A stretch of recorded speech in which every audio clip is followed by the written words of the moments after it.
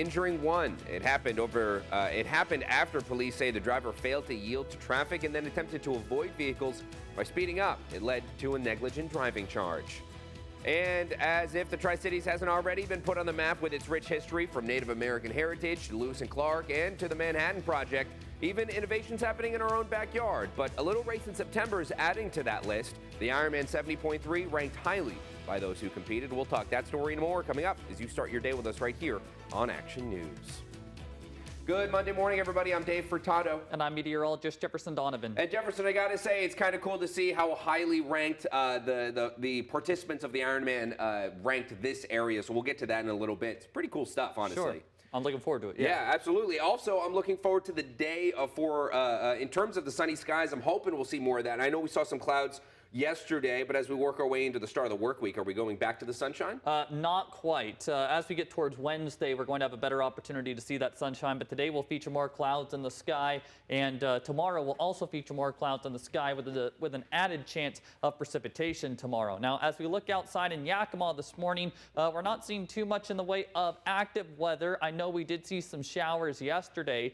If anywhere was to get to see sunshine today, I would say the Yakima and Kittitas valleys would be likely spots, but there still will be some clouds in the sky. Here's a look at your Yakima weather cam. You can't see much because, well, it is dark outside. It's 50 degrees at present, a very mild start to the morning. Here's a look at your weather headlines today and going forward. We are going to stay mostly dry on this Monday, but there will be those clouds in the sky that Dave and I were just talking about. Tomorrow is going to feature a few isolated showers around eastern Washington and northeast Oregon, but then the sunshine will return for all of us on Wednesday. We'll talk more about all of these weather headlines in greater depth coming up. Thanks, Jefferson. We begin this morning in the Tri-Cities. A Washington State Patrol trooper is in jail following a fatal crash near Horn Rapids in Richland Saturday night. According to the Richland Police Department, Trooper Sarah Lee Clayson is facing a charge of vehicular homicide with suspicion of DUI after hitting a motorcyclist. In a statement provided by WSP Chief John R. Baptiste, he says Clayson was off duty and driving her personal vehicle prior to the incident. He also notes that RPD is leading the investigation into the matter to ensure transparency.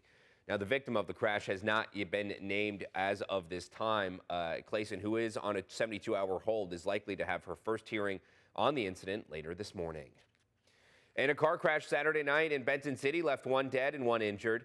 Washington State Patrol troopers tell us the incident took place on East State Route 224, about 1 mile east of Benton City. They say that's when a car driven by a 32-year-old man crossed the center line while heading westbound and crashed into another car driven by a 35-year-old Antonio Aguirre, who was pronounced dead at the scene. The 32-year-old was transported to Cadillac Regional Medical Center for his injuries, the extent of which are unknown. Charges are currently pending. And Yakima Sheriff's deputies are investigating a deadly crash that involved alcohol, they say. A man from Yakima was killed in the crash that happened near Sela early Wednesday morning. Deputies responded after an iPhone crash alert was sent out at around 12:30 a.m. They say they found 22-year-old Francisco Mendoza Rodriguez was ejected from the vehicle and killed. So far, investigators haven't shared any information about anyone else who may have been in the vehicle. And a scary situation in Kennewick Friday afternoon when a minivan crashed into a restaurant. This was on the 300 block of North Columbia Center Boulevard. Only one person has minor injuries, and police say the driver failed to yield to oncoming traffic and then sped up to avoid other vehicles and was going too fast to stop when they turned into a parking lot and crashed into the building. The driver is charged with negligent driving in the second degree. And an eventful scene near Findlay yesterday as firefighters battled a car fire on the outskirts of town. Leaders with Benton County Fire District 1 tell us they were dispatched to Interstate 82 yesterday afternoon, where they say a pickup truck was towing a compact car in a trailer when suddenly the engine of the compact car started smoking and eventually burst into flames. Fire crews were able to put out the flames, but the car was totaled, with the trailer and truck also receiving some damage. No injuries were reported. The cause of the fire is under investigation. And a man in Kennewick was arrested after stealing a motorized scooter from Winco. Officers say the man had already been trespassed from the store for causing issues in the past. Because he had been previously trespassed, he'd been charged with burglary and booked into Benton County Jail. Officers made sure the store got their scooter back. And on to some lighter news. The Tri-Cities Ironman race is getting worldwide recognition from those who compete. Thousands came here last September to compete in the triathlon, taking athletes on a scenic but competitive tour of the area, and it was a hit. After post-event surveys from all of the similar races around the world last year, the Tri-Cities was voted second best swim and third most recommended in North America. City leaders say the event brought in about $7 million in economic impact for the area in its inaugural year. At least 2 more races are scheduled, with the next one set for September 21st. A full list of results from the post-event survey can be found up on our website, KEPRTV.com. And Emerson Elementary School in Pasco was holding their annual cereal drive, kicking off today.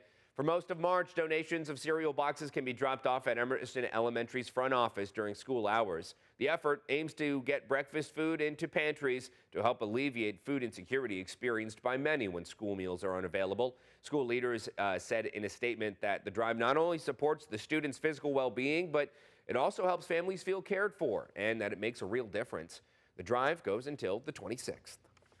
And with that, let's jump right over to meteorologist Jefferson Donovan. Jefferson, anybody who has to go out and do any driving today are going to have to deal with some of those cloudy conditions. I know we're not expecting any rain, perhaps, and is there going to be a change in that part of the forecast and at all? Yes, there might be a few raindrops today towards the Blue Mountain foothills, but that's going to be about it. Most of us staying primarily dry. Tomorrow, all of us are going to have an isolated chance of maybe some showers here and there, but again, a mostly dry Tuesday. Certainly no big rain makers or big weather makers on the way. Here's what you can expect on this Monday. High temperatures for most of us will be ranging somewhere between the mid-50s and low 60s. There's going to be a mixture of clouds and sunshine as well. And to Dave's point, most of us will be staying dry, but as I've already mentioned, maybe Walla Walla and Pendleton could see a few raindrops, especially towards the end of the day, but not a big concern for most. We will talk about the better chances of rainfall tomorrow, and we will also talk about what the rest of the week is looking like coming up. Thanks, Jefferson. The time now is 5:07. Coming up on Keeper KIMA this morning, we talk the ongoing drought in the Evergreen State. It's impacting agriculture all over, especially in Yakima. In about 2 minutes, we'll catch up with officials who say there's concerns the drought will continue into the next couple of seasons, despite some above normal precipitation in eastern Washington. But later in the show, national news, the man accused of a mass shooting on Independence Day is set to go to trial today. The man faces 21 counts of first-degree murder and more than double that for attempted murder. The 24-year-old has pled not guilty, though nearly all survivors are expected to testify in the trial, expected to last over a month. And doctors are saying it's the worst flu season in 15 years. 86 kids have died from it so far this season, and at least 9 experienced brain complications, which are worrying doctors. It comes as a meeting to plan the next vaccine was canceled. We'll talk that when we get to health news. Stay with us.